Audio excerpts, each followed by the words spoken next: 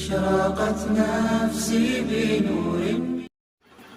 السلام علیکم ورحمۃ اللہ وبرکاتہ. الحمد للہ وکفیٰ والسلام علی عبادہ الذین اصطفیٰ.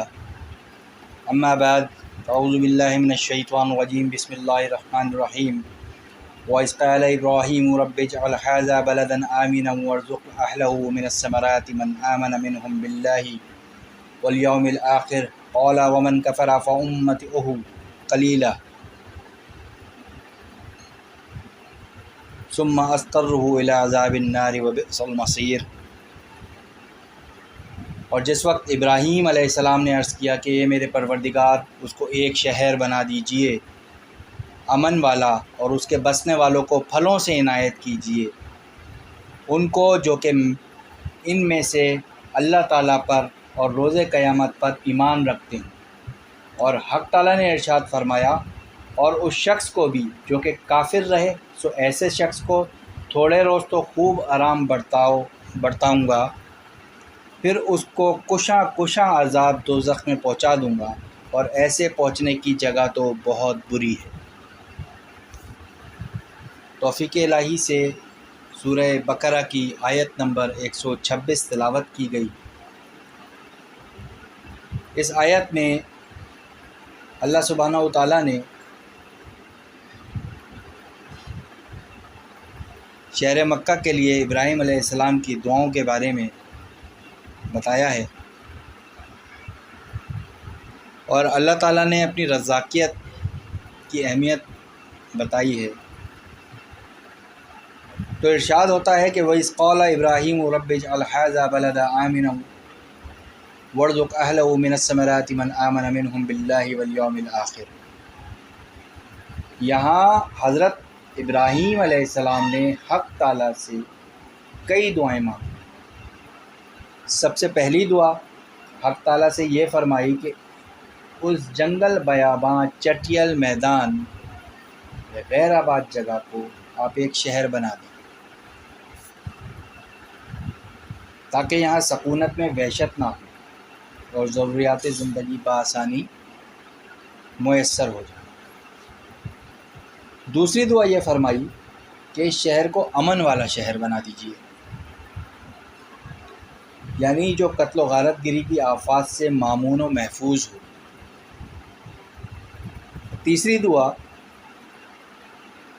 کیا ہے کہ اس جگہ رہنے والوں کو پھلوں کا رزق عطا فرمائیے. اللہ تعالیٰ نے حضرت ابراہیم علیہ السلام کی یہ دعائیں قبول فرمائیں، اور مکہ مکرمہ ایک ایسا شہر آباد ہو گیا کہ اپنی آبادی کے علاوہ ساری دنیا کا مرجع بن گیا، اور اطراف عالم سے مسلمان وہاں پہنچنے کو اپنی سب سے بڑی سعادت سمجھتے ہیں. اور مکے کو ایسا دارالامن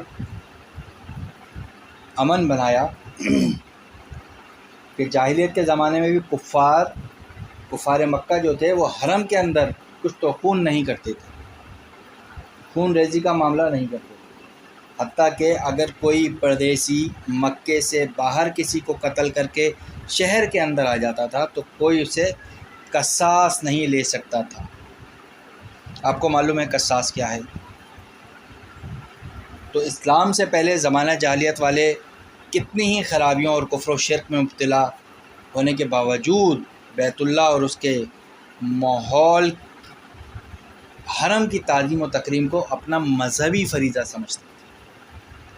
اور شریعت اسلامیہ میں تو مکے کے چوطرفہ کئی میل تک کی سرزمین حرم میں داخل ہے کہ نہ اس میں کوئی شکار کھیلنے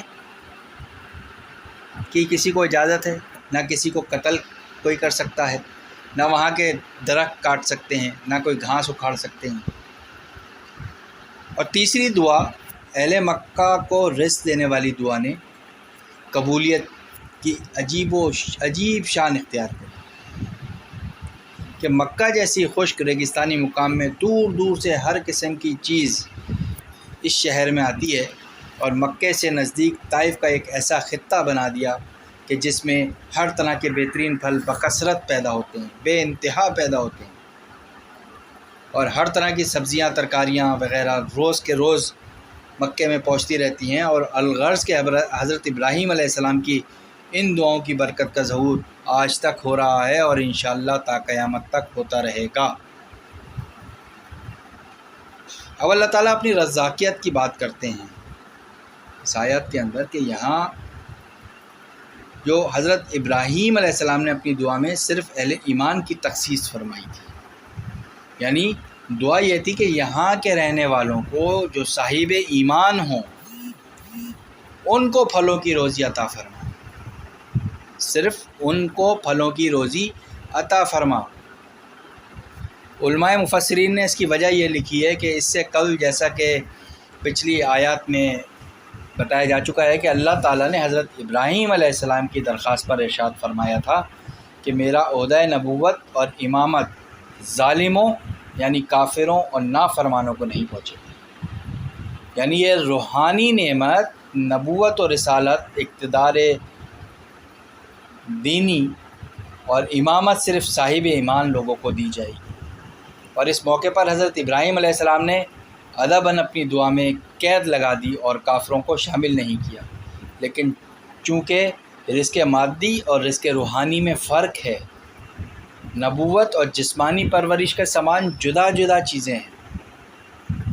روزی اللہ کی شان رزاقیت کے طفیل سب نیک اور بد، کافر اور مومن کو ملتی ہے، اس لیے آگے کی آیت میں اللہ تعالیٰ نے ارشاد فرمایا میں رب العالمین ہوں، سب کا رزاق ہوں، اس لیے مومن کو بھی ثمرات سے رزق دوں گا اور کافر کو بھی جیتے جی رزق دوں گا، لیکن پھر مرنے کے بعد کافر کو لاچار اور بے بس بنا کر کشاں کشاں عذاب نار تک پہنچا دیا جائے گا، اور بے شک جہنم بہت بری جگہ ہے۔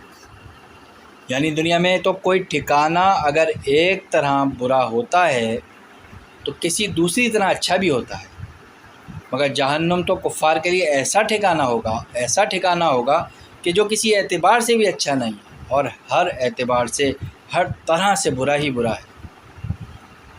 تو اللہ تعالیٰ اس مقدس شہر کی عظمت اور بزرگی اور بڑھائیں اور وہاں کی برکتیں اور نعمتیں اور زیادہ فرمائیں۔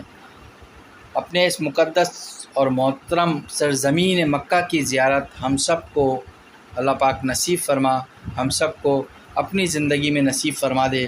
یا اللہ اس امن والے شہر کی روزی زندگی میں ہم سب کو نصیب فرما اور وہاں کی حاضری اور برکتوں کو اور نعمتوں سے ہم میں سے کسی کو محروم نہیں فرمانا۔